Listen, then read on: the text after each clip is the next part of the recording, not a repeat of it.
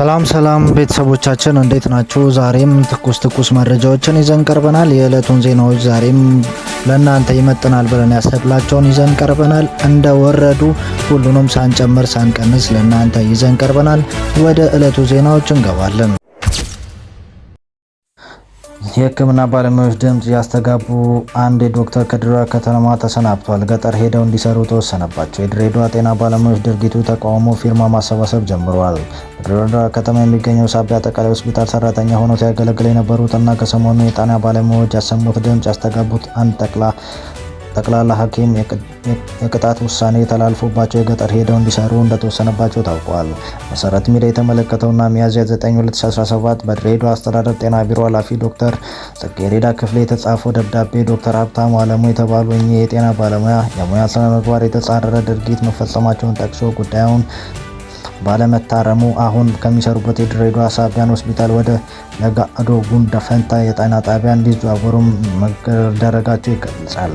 የዛሬ ወር ገደማ ቋሚ ቅጥር ከሳቢያን ሆስፒታል ጋር ይፈጽም ያለው ይሄን ሆኖ እያለ ከሰሞኑን እኛ የኢትዮጵያ የጤና ተቋም ሰራተኞች ድምጽ እያሰማን መሆኑን ተከትሎ እኔም አንዳንድ ጽሁፎች ስላወጣው ኢላማ ተደርጌያለሁ ያሉት ዶክተር ሀብታሙ ውሳኔው ከመተላለፍ በፊት ባሉት ቀናት ስልክ የተደወለ በጤና ባለሙያዎች እንቅስቃሴ ዙሪያ አስተያየት እንዳይሰጡ ማስፈራሪያ ሲደርስባቸው እንደነበር ጠቅሷል። በእኔ በኩል ጉዳይ የመኖርና ያለመኖርን ጠቅሼ እንደማላቆም ነግሬያቸዋለሁ። የከተማው ጤና ቢሮ ኃላፊ የሆኑት ዶክተር ጽጌረዳ ለማናገር በሞክርም ያልተገባ ነገር ተናግረውኝ ስልክ ዘግተውብኛል የሚሉት የጤና ባለሙያው ከዚህ እኛ ኃላፊ ዶክተር ሀብታሙ ወደሚሰሩበት ሆስፒታል በመደወል ከስራቸው እንዲታገዱ ማድረጋቸው መስማማታቸው ለመሰረት ሚዲያ ተናግረዋል። ዶክተር ሀብታሙ በቅርቡ ሐኪም የተባለ የፌስቡክ ገጽ ላይ በርካቶች የተመለከቱት አንድ ጽሁፍ አጋርተው የነበረ ሲሆንም እሱን ስራ አድካሚ ቢሆንም ደሞዜ 10,000 ብር በታች ቢሆንም አእምሮ እርካታ ይሰጠኛል። ሆኖም የእርካታው ቤት ኪራይ አይከፍልም። እርካታ በቀን 3 ጊዜ መብላት አያስችልም። እርካታ ልጆችን ለማስተማር አያስችልም። እርካታው ልብስና ጫማ ለመቀየር አያስችልም። እርካታው ትዳር መመስረት አይቻልም። እርካታው ለታክሲ ወረፋ ከመጠበቅ አያድንም። ጥያቄዎች ለሁሉም ግልጽ የሆነ የሚገባን እንኳን ባይሆን የሚያስፈልገን ያድርግልን። ትኩረት ለጤና ባለሙያዎች የሚል ነበረ። ዶክተር ሀብታሙ ለመሰረት ሚዲያ በሰጡት ቃል ተወልደው ባደጉበት የድሬዳዋ ከተማ እስካሁን እየሰሩ እንዲቆዩ የፈለጉበት ምክንያት በጽሁፉም አጋጥሟቸው የዕለት ተዕለት ክትትል የሚያስፈልጋቸው የቤተሰብ አባል ስላላቸው በመሆኑና እሳቸው ብቸኛ አስታማሚ መሆናቸውን አስረድተው ይህንን የሚያሳይ የድል ጮራ ሆስፒታል ዶክመንተሪ ለሚዲያዎች አሳይቷል። በተላለፈው ቅጣት ውሳኔ ላይ ድሬዳዋ አስተዳደር ጤና ቢሮ ቅሬታ ሰሚ ኮሚቴ ቅሬታ ያስገቡ የሚገኙት የድሬዳዋ ጤና ባለሙያዎች ፊርማ ማሰባሰብ ጀምረዋል። የሙያ አጋራቸው የሆኑት ዶክተር ሀብታሙ አለሙ በሙያቸው የተመሰገኑ ትሁትና ስራቸውን የሚወዱ ኃላፊነታቸውን በአግባቡ የሚወጡ በታካሚና በስራቸው ጉዳይ የሚደራደሩ ከዛም አልፎ ከስራቸው ውጭ በርካታ የበጎ አድራጎት ስራዎችን የሚታወቁ ከተማ ላይ ወደፊት ከሳቸው ብዙ የሚጠብቁ ወጣቶች ሐኪም ናቸው ያሉት የድሬዳዋ ጤና ባለሙያዎች ስማቸው ከማይገናኝ ነገር ጋር በማያያዝ በማጠልሸትና ሌሎችን ስብዕና በመስጠት አግባብ ያልሆነ የውሸት ክስ በመደርደር በድሬዳዋ ከተማ ጤና ቢሮ የተሰጠው ውሳኔ ይኮንነዋል። የተሰነዘረባቸው የእውነት የሐሰት ክስ ትክክል እንዳልሆነ እኛ በቅርበት አብረናቸው የምንሰራና የምናውቃቸው የጤና ባለሙያዎች ነን፣ የሙያ አጋሮች በቂ ምስክሮች ነን በማለት የቀረበውን ክስ እውነት እንኳን ቢሆንም ቀድሞ ክስ ሊያቀርብበትና ስነ ምግባር ግድፈት ተገኝቶበት ብሎም ውሳኔ ማስተላለፍ የሚችል እየሰራን የሚገኝበት ሆስፒታል እንጂ ባለሙያውን በቅርበት የሚያውቁ አካል አይደለንም ብለዋል። መረጃ ከመሰረት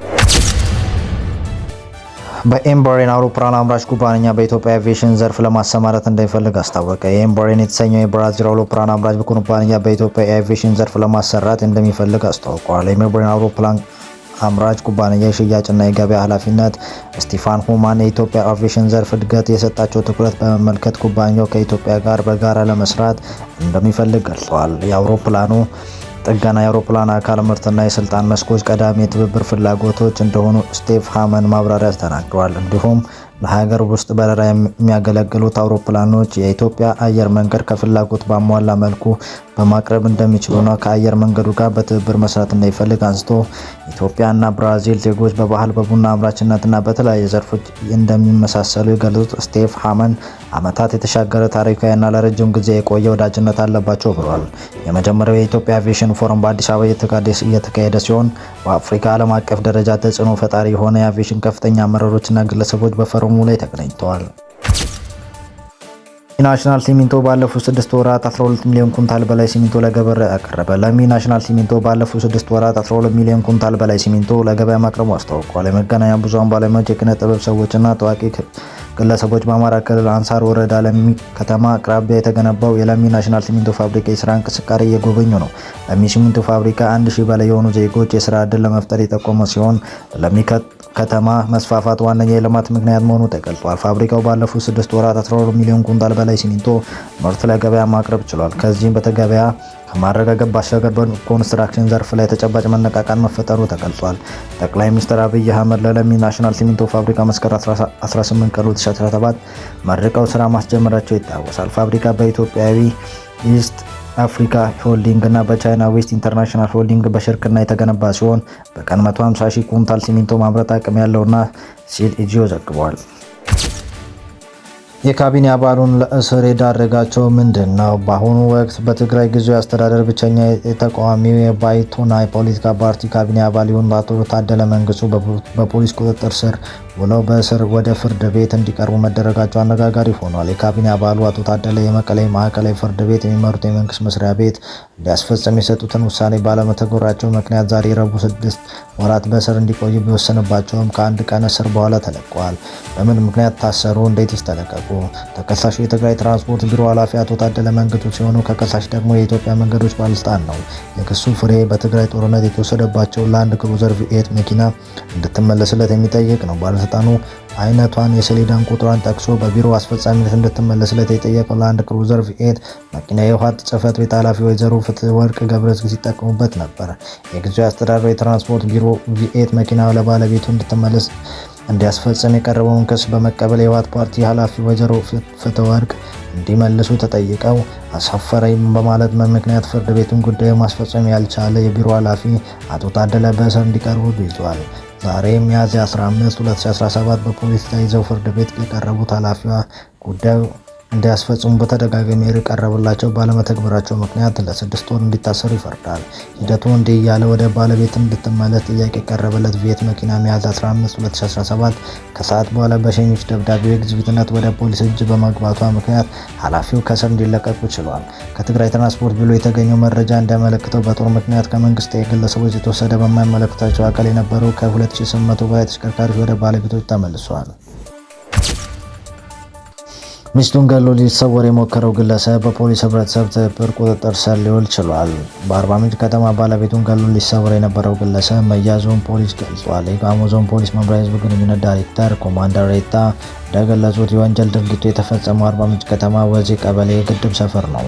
ኮማንደር ሬታ የገዛ ባለቤቱን በመሳሪያ ተኩሶ በመግደል ሊሰወር የሞከረው ተጠርጣሪ በህዝቡና በፖሊስ ትብብር በቁጥጥር ስር መዋሉን ተናግረው ተጠርጣሪው አቶ ነብዮ ጌታቸው ኤፍሬም እንደሚባልና ከሟች ጋር በትዳር ዓለም አብረው እንደነበሩ በመካከላቸው በነበረ አለመግባባት ከሟች ወላጆች ጋር በመሄድ ላለፉት 5 ወራት ከቤተሰባቸው ጋር ትኖር እንደነበር ገልጸው በትናንትናው ዕለት ተጠርጣሪው አስቦና አቅዶ ጠዋት 4 ሰዓት ገደማ ላናግርሽ እፈልግሻለሁ በማለት ካስጠራት በኋላ ሰው በማይበት ሁኔታ በአመቻቻት ሽጉጥ አንገቷ ስር ደቅኖ ተኩሶ እንደገደላት አስረድተዋል። በኋላም ለመሸሸግና ሊሰወር ሲሞክር በፖሊስ ክትትል ህብረተሰብ ትብብር በቁጥጥር ስር ብሎ ምርመራ ይጣራበት እንደሚገኝ ተናግረዋል።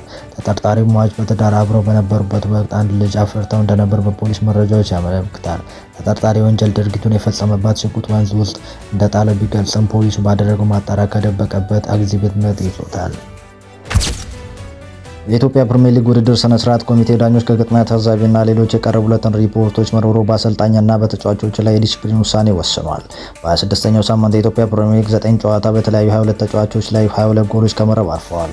26 ሳምንት ጨዋታው 34 ቢጫ ካርዶች በዳኞች ሲመዘዙ በዚህ ሳምንት ምንም አይነት ቀይ ካርድ ለተጫዋች ሆነ ለአሰልጣኝ አልተሰጠም። የሀዲያ ሆሳዕና ያሬድ በቀለ፣ አካሉ አትሞ ከአርባ ምንጭ፣ የመቀሌ ሰባ እንደርታው አማኑኤል ሳብሮሪ እንዲሁም የሲዳማ ቡና ሀብታሙ ታደሰና ቶማስ ኢክራ በ5 ጨዋታ ላይ 5 ቢጫ ካርድ ማየታቸውን ተከትሎ በኢትዮጵያ እግር ኳስ ፌዴሬሽን የዲሲፕሊን መምሪያ ክፍል ምዕራፍ 2 አንቀጽ 35 መሰረት አንድ ጨዋታ እንዲታገዱ የገንዘብ ቅጣት ብር 1500 ብር እንዲቀጡ የውድድር ስነ ስርዓት ኮሚቴው ሲወሰንባቸው በሁለቱም አሰልጣኞች ላይ ቅጣት ውሳኔ ተላልፈዋል። የቅዱስ ጊዮርጊስ ምክትል አሰልጣኝ ሳምሶን ሙሉጌታና የአርባ ምንጭ ዋና አሰልጣኝ በረከት ደግሞ የተቀጡት አሰልጣኞች ሆነዋል።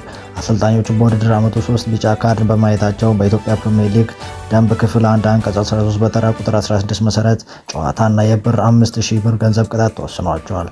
የኢትዮጵያ ፕሪሚየር ሊግ በኢትዮጵያ መድን 51 ነጥቦች ሲመራ ባህር ዳር ከተማ 40 ነጥቦች ሲከተል የኢትዮጵያ ቡናው 39 መቻል 38 ነጥብ 3ኛና 4ኛ ደረጃ ላይ ተቀምጠዋል።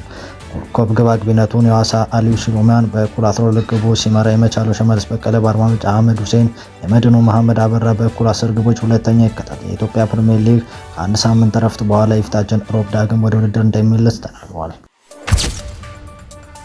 አሜሪካ ብቻዋን ቻይና ልትጋፈጥ አትችልም። የአሜሪካ የቀድሞ ምክትል የውጭ ጉዳይ ሚኒስትር አሜሪካ በቻይና የሚነሳው ፈተና ለመጋፈጥ ከዓለም አቀፍ አጋሮች ጋር ያላት ግንኙነት ማጠናከር አለባት ሲሉ አሜሪካ የቀድሞ የውጭ ጉዳይ ሚኒስትር ኩርት ካምቤል ተናገሩ። ዩናይትድ ስቴትስ ቻይናን በራሷ መቅጠም እንደማትችልና እንደ ጃፓን፣ የደቡብ ኮሪያ ካሉ ሀገራት ጋር ያላት ግንኙነት ማጠንከር እንዳለባት አመልክተዋል።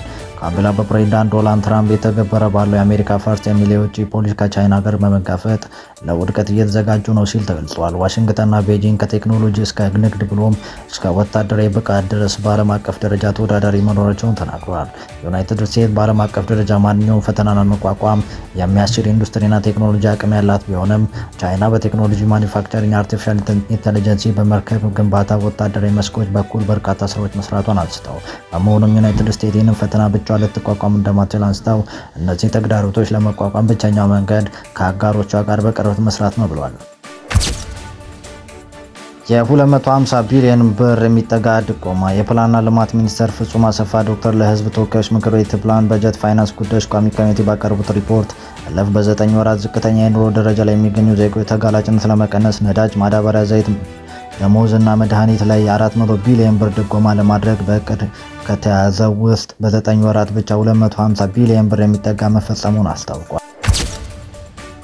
በለንደን የተጠራው የሩሲያ ዩክሬን ሰላም ድርድር ሳይሳካ ቀርቷል። ዛሬ ቀጠሮ የተያዘለት የለንደን ድርድር በርካቶች ትልቅ ተስፋ ተጥሎበት ነበር። በዚህ ድርድር ላይ የዩክሬን፣ የእንግሊዝ፣ ጀርመን፣ ፈረንሳይ፣ አሜሪካ የውጭ ጉዳይ ሚኒስትሮች እንደሚገኙ ተገልጸው የትራምፕ አስተዳደር ለድርድር የሚሆኑ 10 ነጥቦች ያሉት ምክረ ሀሳብ ያዘጋጀ ሲሆን ይህንን የድርድር ከጀመሩ በኋላ ለሚመለከታቸው አካል ልኮ ነበር። ምክረ ሀሳቡ የተመለከተው ፕሬዚዳንት ዜሌንስኪ በተለይ ክሬም የሩሲያ ግዛት አድርገው እንዲቀበሉ የቀረበው ሀሳብ ፍጹም እንደማይቀበሉት አስታውቀው ይህን ተከትሎ የአሜሪካ የውጭ ጉዳይ ሚኒስትር ማርክ ሩቢዮ በድርድር ላይ እንደማይሳተፍ ገልጿል።